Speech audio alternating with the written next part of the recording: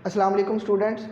Class 10 की physics का chapter number 12 हमने स्टार्ट किया हुआ था। उसका आज टॉपिक नंबर 12.4 है, जिसका नाम है refraction of light.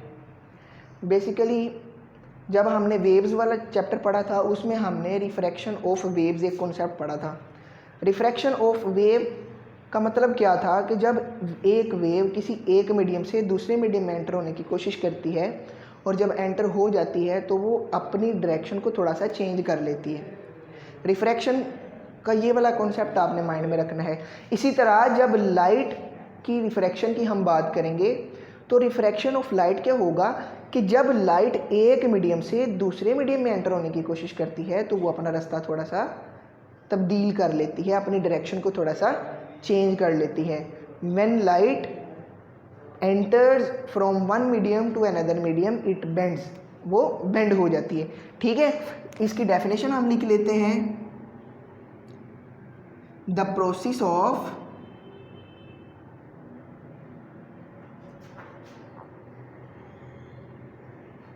Bending of light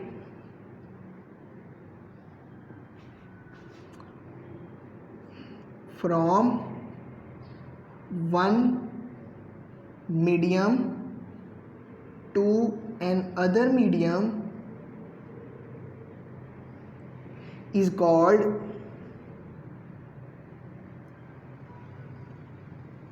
refraction of light।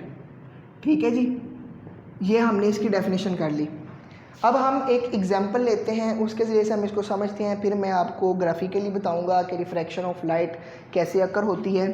For example मेरे पास एक गिलास है, ग्लास के अंदर मैंने एक पेंसिल रखी। ये मेरे पास लेट्स सपोज एक पेंसिल है, एक पेंसिल है मेरे पास। ये जब मैंने इसमें वाटर को फिल किया, जब इसमें वाटर को फिल किया तो अब आपको पेंसिल सीधी नहीं नज़र आएगी, अब आपको पेंसिल थोड़ी इस तरह से नज़र आएगी। आपको कुछ इस तरह से फील होगा कि पेंसिल शायद टूटी हुई है, लेकिन पेंसिल टूटी हुई नहीं है, लाइट रिफ्रैक्ट हो रही है। इसको हम कहते हैं रिफ्रैक्शन ऑफ लाइट। कि लाइट एक मीडियम से यानी कि एयर से जब वो वाटर में दूसरे मीडियम में एंटर हुई है तो उसने अपनी डायरेक्शन को थोड़ा चेंज कर ली है। जब आपकी नज़र तो लाइट पे पड़नी है, जब उसने अपनी डायरेक्शन को चेंज कर लिया है तो आपकी नज़र उसी डायरेक्शन में पड़ेगी। तो इसी वजह से पेंसिल आपको थोड़ी सी बेंड हुई हुई नज़र आती है, क्योंकि लाइट बेसिकली बेंड हो गई है। ठीक है, तो ये इसकी डेफिनेशन। अब हम इसका थोड़ा सा ग्राफिकल व्यू देख लेते हैं। मेरे पास ये एक मेरे पास गिलास है, देखिए शीशा है। ठीक है, लाइट एयर में से एक मीडियम में से आई। अब ये जो आई है इसको हम कहते हैं इंसिडेंस रे। रे आई है, एक शुआ आई है, हम उसको कहेंगे इंसिडेंस रे। अब एक मीडियम से जब वो दूसरे मीडियम में एंटर हुई है तो वो थोड़ी सी बेंड हो गई, थोड़ी सी बेंड हो गई यानी कि रिफ्रैक्ट हो गई। वो रे थोड़ी सी रिफ्रैक्ट हो गई, तो रिफ्रैक्ट होने की निस्बत से हम उसको कहेंगे कि ये रिफ्रैक्टेड रे है। क्या है? ये जो है रिफ्रैक्टेड रे है। एक मीडियम से आई, दूसरे मीडियम में एंटर हुई तो रिफ्रैक्ट हो गई। आने वाली को हमने कह दिया इंसिडेंस रे, रिफ्रैक्ट होने वाली को हमने कह दिया रिफ्रैक्टेड रे। अब ये इस मीडियम से बाहर भी तो निकलेगी, तो फिर ये अपना कोई ना कोई रास्ता डिफाइन कर लेगी। उसको हम कहते हैं एमर्जिंग रे या एमर्ज्ड रे, एमर्ज्ड रे। ठीक हो गया स्टूडेंट्स?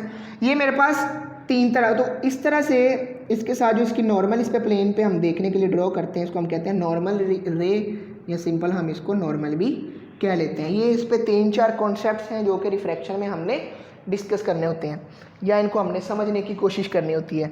अब ये जो इंसिडेंस रे ये कोई ना कोई एंगल बनाएगी तो इसको हम कहेंगे एंगल ऑफ इंसिडेंस। रिफ्रैक्टेड रे कोई ना कोई एंगल बनाएगी तो एंगल ऑफ रिफ्रैक्शन। ठीक हो गया? अब ये हमें समझ आ गई कि हमारे पास रिफ्रैक्शन ऑफ लाइट क्या होती है। अब हम थोड़ा सा देख लेते हैं कि रिफ्रैक्शन ऑफ लाइट की वजह से लॉज ऑफ रिफ्रैक्शन के, रिफ्रैक्शन किन कवानीन के तहत अमल में आती है, उनको हम देख लेते हैं। ये है हमारे पास laws of refraction. Laws of reflection की बात करें तो हमारे पास दो कवानीन है रिफ्लेक्शन के। पहला कानून क्या कहता है? पहला कानून कहता है कि एक जो रे आई है, the incidence ray, refracted ray and the normal all lie on the same plane. तो यही बात इधर मैं लिख दूंगा कि वो सारी एक ही प्लेन पे लाई कर रही हैं। द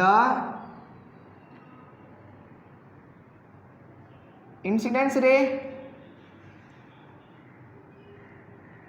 रिफ्रैक्टेड रे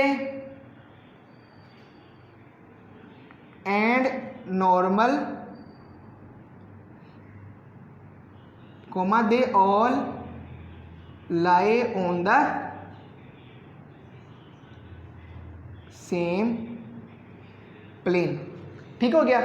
दूसरा पॉइंट इसका कहता है the ratio of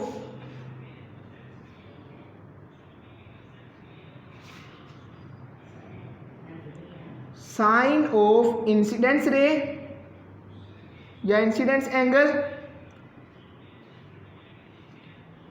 and sine of refracted ray are equal to a constant that is n, that is n. अब ये क्या चीज़ है?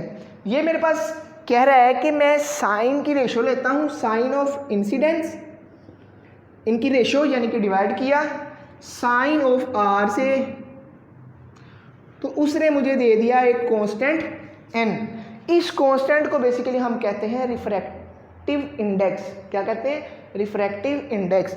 रिफ्रैक्टिव इंडेक्स क्या होता है? The ratio of the incidence, sine of the incidence and the ratio of the sine of the refracted ray is called the refractive index.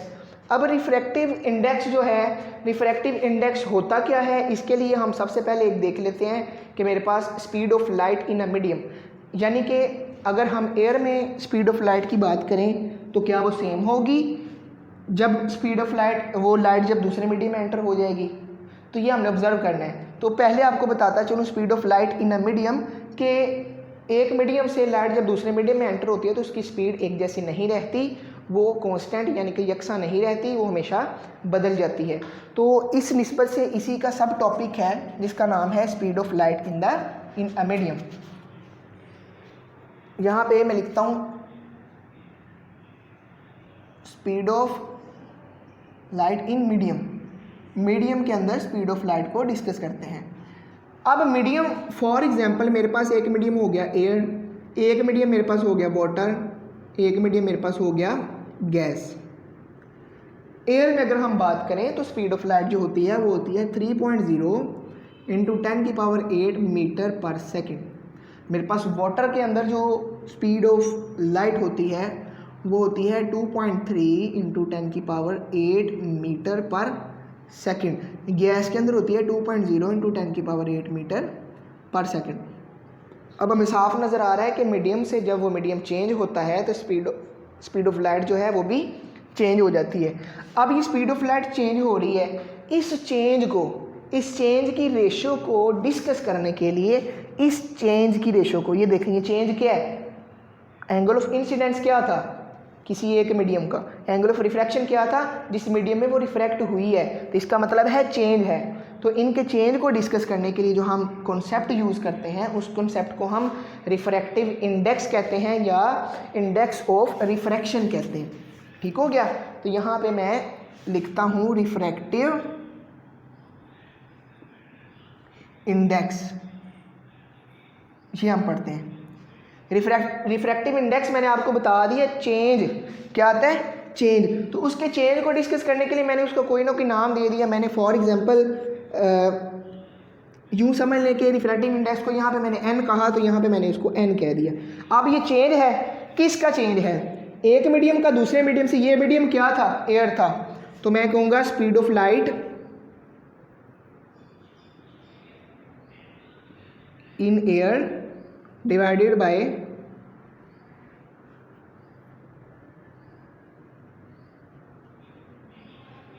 Any medium, किसी भी medium में स्पीड ऑफ लाइट। ठीक है। Air में speed of light को आप c कह लें, इसमें आपको v कह लें, कोई भी नाम दे लें। बेसिकली फार्मूला ये यूज़ होगा।